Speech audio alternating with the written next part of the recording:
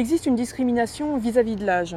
Une discrimination, ça veut dire qu'on traite de façon différenciée une catégorie de population en fonction d'un critère. Donc en l'occurrence, l'âge est un des critères qui est le plus discriminé en France.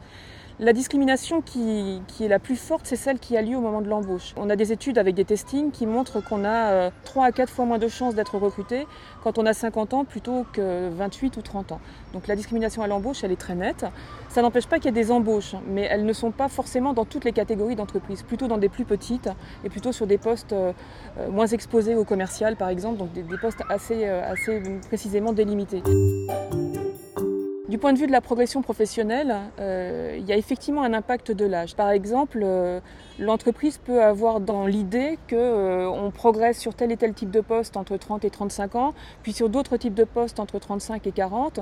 Et si on n'a pas atteint à 35 ans, par exemple, un certain degré, on n'est pas intégré dans un vivier de cadres à haut potentiel, et du coup, la progression ultérieure est forcément un peu bloquée. Ça pose donc la question des carrières tardives, parce que ça veut dire qu'à partir d'un certain âge, un certain nombre d'évolutions professionnelles sont fermées. Alors un certain nombre d'entreprises ont quand même pris conscience de ça et envisagent maintenant des possibilités de carrière pour des cadres plus âgés, mais ça ne me semble pas être encore une tendance générale.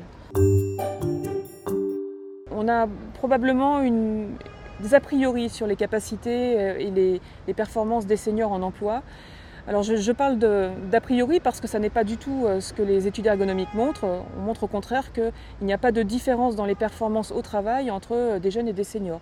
À ce niveau-là, c'est l'expérience qui joue, c'est la capacité à mobiliser du travail en équipe par exemple. Donc c'est toute une série de stratégies individuelles et collectives qui peuvent tout à fait compenser des petits déclins qu'on peut observer au fil des âges. Les atouts des seniors sont liés à leur expérience. Leur capacité, c'est par exemple leur connaissance de l'entreprise quand ils sont employés depuis un certain temps.